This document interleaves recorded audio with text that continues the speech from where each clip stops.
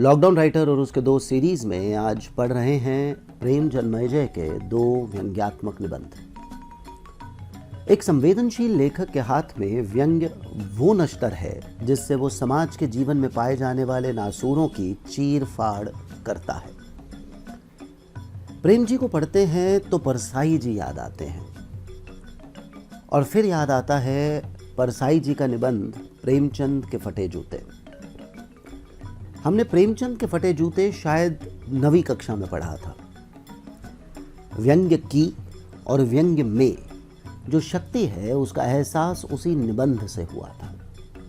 यदि आपने प्रेमचंद के फटे जूते नहीं पढ़ा या नहीं सुना तो डिस्क्रिप्शन लिंक में NCERT का एक ऑडियो वीडियो लिंक दे रहे हैं, आप ज़रूर सुने।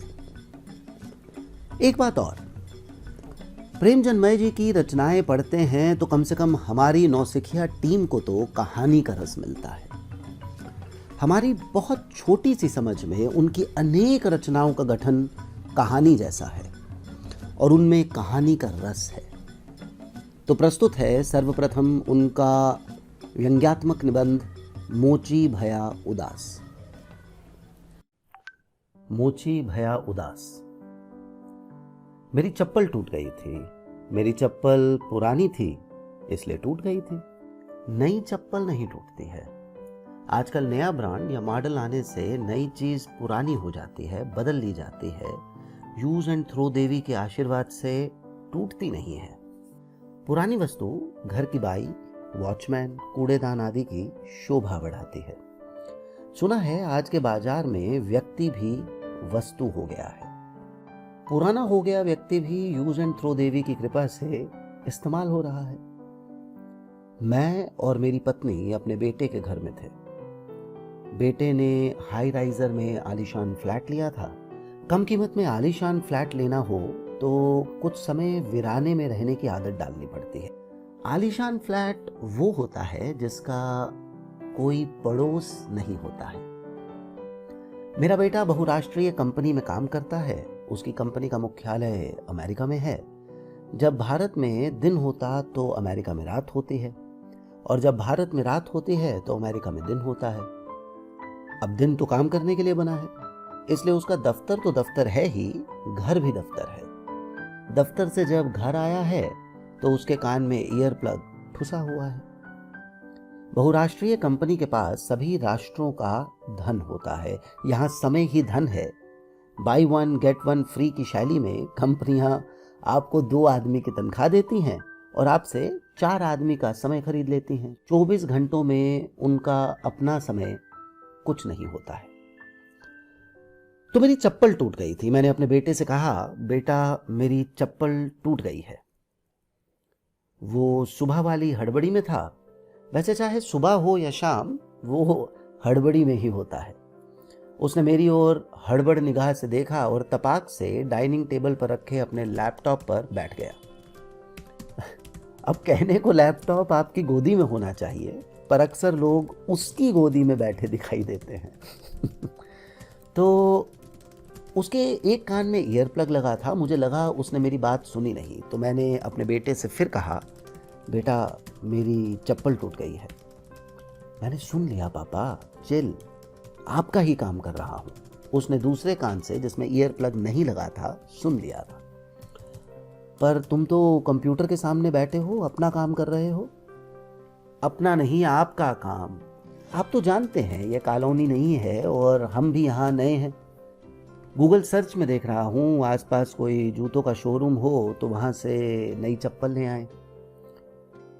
नई की जरूरत नहीं है बेटा, बस थोड़ी सी टूटी है। कोई भी मोची 5 मिनट में गांठ देगा।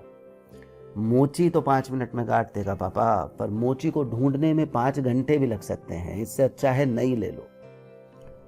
अब तुम कोई मोची ढूंढ दो, मैं उसके पास चला जाऊंगा। गूगल सर्च पर मोची नहीं मिलेगा ना पापा। मिला तो इस एरिया का नहीं होगा, और होगा तो महंगा होगा। लगता है मेरी कॉल आ रही है, अभी मेरे पास टाइम नहीं है पापा, प्लीज़। हाँ, ऐसा करता हूँ, शाम को सर्च करता हूँ और हो सकता है ऑनलाइन अच्छी डील मिल जाए। यह कहकर वह कंप्यूटर से उठ गया और दूसरे कान में ईयर प्लग ठूंस लिया। जैसे महापुरुष सत्य की तलाश में निकलते हैं, चुनाव काल में नेता वोटर की तलाश में निकलते हैं, पुलिस वाले शिकार की तलाश में निकलते हैं, मैं मोची की तलाश में निकला। अब चारों ओर किसी गंजे सा खुला मैदान मुझे चुनौती दे रहा था कि मोची नामक बाल ढूंढ सको तो दिखाओ। नैतिक मूल्यों सा दुरूह मोची मुझे भ्रष्टाचार मंत्रालय में ईमानदारी सा बच्चे पेड़ की छांव में बैठा दिख गया। उससे कुछ दूरी पर पान, बीड़ी, सिगरेट और गुटखे वाले का खोखा था। जैसे सब्जी आदि की दुकान नई कॉलोनी में प्राथमिकता है, वैसे ही पान, बीड़ी, सिगरेट और गुटखे वाले का खोखा भी। इसे खोलने के लिए बस पुलिस प्रभु की कृपा चाहिए होती है।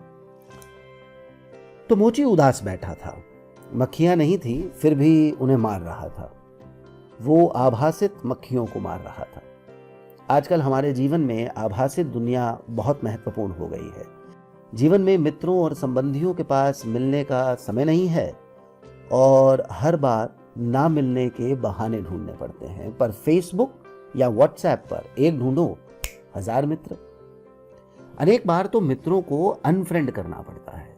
बहुराष्ट्रीय कंपनियों की संतान, पति पत्नी एक दूसरे से जितना आभासित दुनिया में मिलते हैं, उतने भासित दुनिया में भी शायद नहीं। मोची है कि उसके पास काम नहीं है, काम नहीं है तो धन नहीं है, समय ही समय है, इसलिए वह उदास है। बहुराष्ट्रीय कंपनी की संतानों के पास धन बहुत है पर समय इल्ले, इसलिए उनका परिवार उदास है। मैंने मोची से कहा, मेरी चप्पल टूट गई है, इसे गांठ दोगे? और हम बैठे किस लिए हैं? उसके स्वर में कड़ुवाहट सी थी। पर भाई, नाराजगी से क्यों बोल रहे? और आप जो हमारा मजाक बना रहे हैं? सुबह से दोपहर हो गई मक्खियां मारते, शाम को ठुल्ला आ जाएगा अपना हक मांगने, आप पूछ रहे हैं कि चप्पल गांठोगे? अरे नाराज क्यों होते हो? निराश मत हो, अभी कॉलोनी नहीं है, धीरे धीरे ग्राहक आने लगेंगे। और क्या खाकर आएंगे ग्राहक? अपनी तो किस्मत में खोट है साहब। कॉलोनी बस जाएगी पर हमारी दुकान का सूखा कम ना होगा।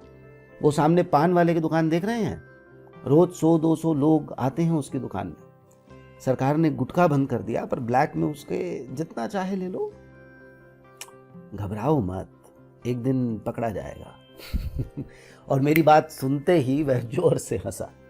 उसने मुझे ऐसे देखा जैसे चुनाव के बाद मंत्री बना नेता मतदाता को देखता है, या न्यायालय को गरीब देखता है, या फिर कोई अकलमंद मूर्ख को देखता है। अब ऐसे हंस क्यों रहे हो? मैंने कुछ गलत कहा? आपने कानूनन सही कहा, पर यदि कानून उसकी दुकान में आकर खुद गुटखा लेता हो तो आप क्या करेंगे साहब? बाबूजी, नशा चाहे गुटखे का हो, सत्ता का हो या फिर भ्रष्टाचार, उसका नशाधारी पकड़ा नहीं जाता। यही घबराने की बात है। मेरे पास पैसा होता तो क्या मैं यह नीच काम करता? अरे मेरे भाई, काम कोई भी नीच नहीं होता है। पर बाबूजी, आज के समय में जिसके पास पैसा नहीं है वह नीच ही माना जाता है। ऐसे नीच लोगों के लिए ना तो न्याय मिलता है और ना ही सम्मान। जिस काम से पैसा ना मिले वो नीच ही है। मैं तो सोच रहा हूं कि कल से मैं भी पान का खोखा खोल लूं। पर इस तरह से तुम जैसे लोग हमारे समाज से गायब हो जाएंगे।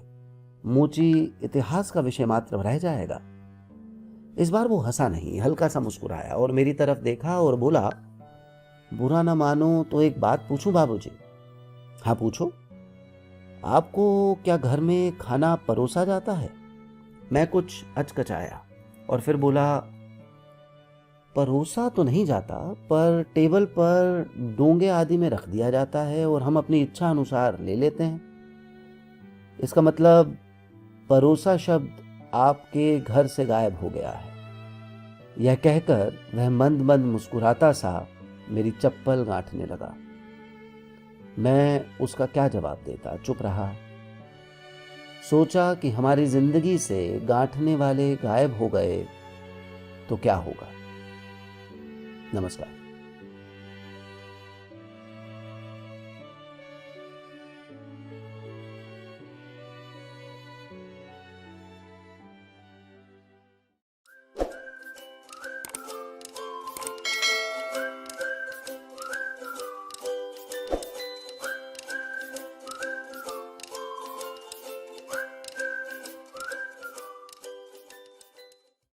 चिंकारा होने की आज़ादी। तो मेरे दांत में भयंकर दर्द था। जब दर्द भयंकर हो तो आप दर्द के अतिरिक्त और कुछ नहीं सोच पाते। वह दर्द रोटी का हो, बेरोजगारी का हो, फसल बर्बाद होने का हो, या फिर रेप पीड़िता का। इस दर्द के कारण आपको नींद नहीं आती है और आप सुनहरे सपने भी नहीं देख पाते हैं। ऐसे में आपको किसी डॉक्टर के पास जाना ही होता है। निर्भर करता है कि डॉक्टर आपका इलाज करने वाला है या फिर इलाज के नाम पर आपको लूटने वाला है। मैं अपने दांतों के डॉक्टर आहूजा के पास गया। डॉक्टर ने कहा, मुंह खोलो। ले देकर ये एक दांतों का डॉक्टर ही है जिसके सामने मैं मुंह खोल सकता हूँ। दांतों का डॉक्टर ही है जो मुंह खोलने की पूरी आज़ादी देता है, कहता है और मुंह खोलो। तो सब जानते हैं कि हम 15 अगस्त 1947 को आज़ाद हुए थे। सब जानते हैं कि हमारे देश में प्रजातंत्र है। सब जानते हैं कि प्रजातंत्र में सभी को मुंह खोलने का अधिकार है। पर बहुत कम जानते होंगे कि खुले मुंहों को बंद करने का सर्वाधिकार कुछ लोगों के पास सुरक्षित है। आप कभी भी चैनल में बहस सुन लें, अखबार पढ़ लें, पता चल जाएगा कि आप चारों ओर से मुंह बंद करने वालों से घिरे हुए हैं। प्रजातंत्र में आप मुंह खोलने को स्वतंत्र हैं तो आपका मुंह बंद करने वाले भी स्वतंत्र हैं। मेरे खुले मुंह में डॉक्टर अपना हथियार चलाने लगा। मुझ बुजुर्ग को दर्द कम हो इसलिए वह बतरस के द्वारा मेरा ध्यान भी बांटता रहा। अब अपनी बतरस से आपका ध्यान बांटने वाले आपने चुनाव के समय देखे ही होंगे। डॉक्टर को मेरे सड़े दांत का चुनाव करना था। आप भी तो चुनाव में कुछ सड़े। खैर, तो डॉक्टर ने पूछा, और क्या चल रहा है? अब आपके मुंह में हथियार विचरण कर रहे हो तो आप स्पष्ट सी गाँव गाँव आवाज निकाल सकते हैं। मैंने भी गाँव गाँव किया। डॉक्टर ने फिर हथियार घुमाया, कुछ कहा और बोला, कुल्ला कर ले। मैंने कुल्ला किया तो उसने अगला हथियार तैयार करते हुए पूछा, आपका पेंशन केस कोर्ट में था ना, उसका क्या हुआ? उसे मेरे पेंशन की चिंता इसलिए है कि मेरी पेंशन लगेगी तो मैं दांत को इम्प्लांट करने वाला खर्चीला इलाज उससे करवा लूंगा। तो मैंने कहा, पिछले 16 वर्ष से तो लग रहा है कि न्याय मिलेगा। तो वो हंसा। स्वीट 16। अरे मास्टर जी, जब 16 बरस में चिंकारा को न्याय नहीं मिला तो आपको कहां से मिल जाएगा? न्याय मिलता नहीं है, खरीदना पड़ता है। खरीदना पड़ता है?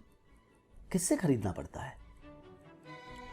महंगे वकील से, बिके हुए गवाह से, खरीदे पुलिस वाले से, और इसके बाद उसने मुंह बंद कर लिया। न्यायालय की मानहानि के डर ने उसका मुंह बंद करा दिया था। मैंने कहा, इसका मतलब चिंकाराओं को न्याय नहीं मिल सकता? मैं बोला, उनको तो चित्रगुप्त के दरबार में मिलता है, पर वहां भी बहुत भीड़ है, बरसों लग जाते हैं नंबर आने में। बरसों लग जाएं, पर न्याय तो सही मिलता है ना, खरीदना तो नहीं पड़ता ना। मेरा दर्द कम करने के लिए उसने सुन करने वाला इंजेक्शन ठोका। आपका दर्द कम करने के लिए मुआवजे का इंजेक्शन भी ठोका जाता है। मैं वर्तमान में सुन हो गया और चित्रगुप्त के दरबार में पहुंच गया। अब चित्रगुप्त का दरबार सजा है। चित्रगुप्त थके हुए हैं। काम के बोझ से चित्रगुप्त हर समय थके हुए ही रहते हैं, जैसे मल्टीनेशनल में काम करने वाला युवा। तो चित्रगुप्त को केवल मनुष्य के नर्क स्वर्ग का लेखा जोखा ही नहीं देखना है, 84 लाख योनियों का हिसाब किताब बिठाना है। हर योनि की बारी आती है, हर योनि को न्याय मिलता है। यहाँ देर है अंधेर नहीं, क्योंकि यहाँ न्याय बिकता नहीं है, मिलता है। चित्रगुप्त को चाय पानी पीने तक की फुर्सत नहीं है। वैसे इस दरबार में चाय पानी चलता भी नहीं है। चाय तो सांसारिक पेय है, यहाँ चाय वाला छोटू भी नहीं है। अब पशु योनि की बारी है। अब चिंकारा की बारी है। चिंकारा चित्रगुप्त से अधिक थका है। काम उतना नहीं थकाता है जितनी न्याय की प्रतीक्षा थकाती है। चित्रगुप्त ने चिंकारा की थकान महसूस ली। धरती में इस प्रतीक्षा को कोई महसूस नहीं करता। चित्रगुप्त बोले, बहुत थके हुए हो, मायूस भी हो। थका तो मैं इसलिए हूं कि सन 1998 में मरा था और आज मेरी बारी आई है। इंतजार में थक गया हूं। शुक्र है कि मेरी बारी आ गई और अब तो न्याय मिलेगा ही। मायूस अब इसलिए हूं कि धरती पर मुझे न्याय दिलाने के लिए जो लड़ रहे हैं वे मायूस हैं। उनकी बारी आ गई पर न्याय की बारी नहीं आई। तो तुम मरे नहीं, तुम्हें मारा गया। आप उचित जानते हैं। तुम्हारे कर्मों का लेखा जोखा कहता है कि यह तुम्हारी नियति थी, तुम्हें ऐसे ही मरना था। अब हमारी नियति तो बदल नहीं सकते, पर धरती पर न्याय की नियति तो बदल सकते हैं। बदले प्रभु, एक निवेदन है प्रभु। कहो। जैसे मनुष्यों की जाति धर्म आदि होती है, हमारी भी जाति और धर्म बना दें। क्यों? प्रभु, यदि मैं दलित होता, हिंदू मुस्लिम सिख ईसाई होता, तो मुझे न्याय दिलाने वाले संसद हिला देते, मेरे लिए आंदोलन हो जाते, मेरे हित चिंतकों को न्याय अवश्य मिलता। जाति धर्म की व्यवस्था तो मनुष्य ने बनाई है, हमने तो नहीं बनाई। पर मनुष्य के कर्म का निर्धारण तो यहां होता है ना।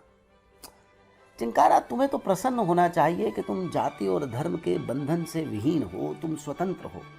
मैं तुमसे प्रसन्न हूं। बताओ, किस योनि में जाना चाहोगे? महाराज, मनुष्य योनि में तो बिल्कुल नहीं। अरे क्यों?